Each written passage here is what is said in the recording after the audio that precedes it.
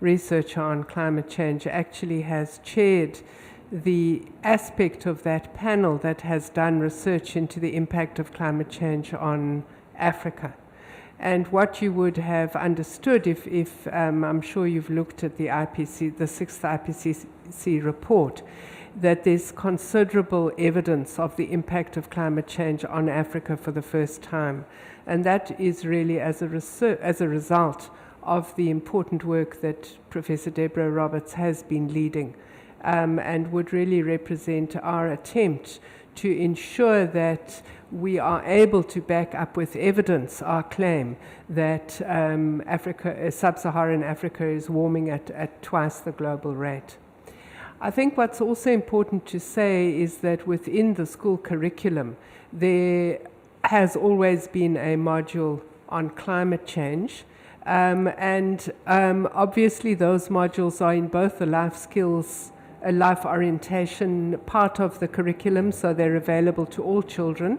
But there also would be greater emphasis in the geography and the life skills. We used to call it biology. I forget what life sciences. Thank you. In that curriculum there would be more information, and obviously that's very important because young people would be growing up in a world where that knowledge would be an important part of their baseline information. We also we have various partnerships with youth organizations and with the Presidential Climate Commission where we're doing public outreach knowledge on this, and we would see that as being a very important contribution. Thank you.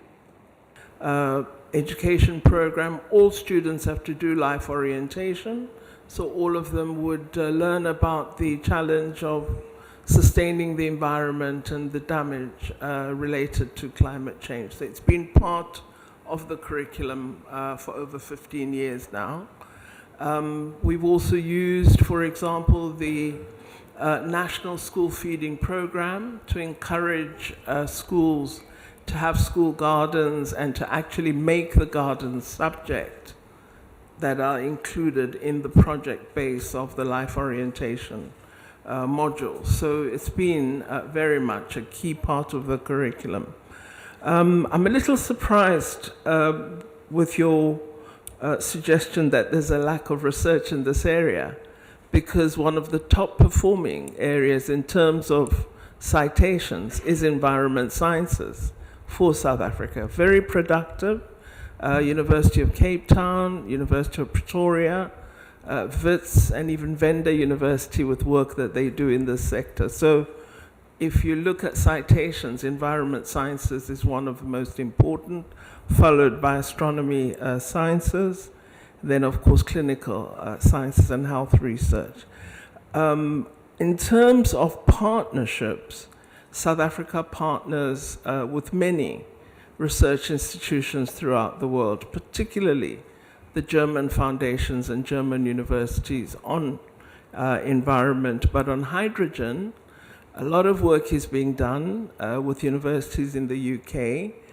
South Africa, along with Egypt, are two African countries that participate very significantly in the EU Horizon 2020 programs, which is a research collaboration funded through the EU, encouraging international research partnerships. And we're one of 3 top African countries that participate in those initiatives. So there are opportunities. Also with green hydrogen, there is an emerging partnership on the continent with a number of African countries indicating an interest in developing green hydrogen resources.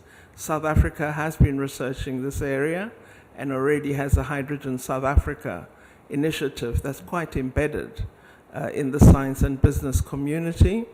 But you also have Senegal that is very active in this, Gabon, as well as Kenya.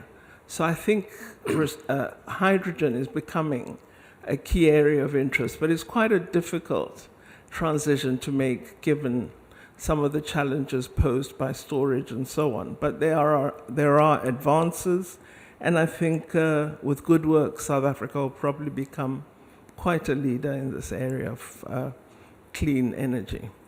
Thank you very much, Minister. Mr. President, you can wrap us up for the last two questions. Yes, the one on carbon credits, as well as the role that South Africa is playing in relation to negotiations and dealing with other countries. Minister Barbara Creasy is well steeped in all this, and I'm going to ask her to address those.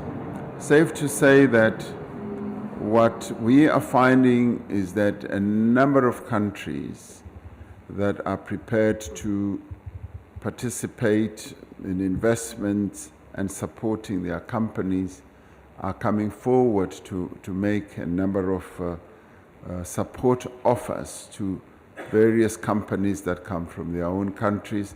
And I guess some of them could be related to carbon credits that those companies could get, but Minister Creasy will be able to give and shed a little bit more light on that, particularly in relation to the US. Minister? Thank you very much, Mr. President.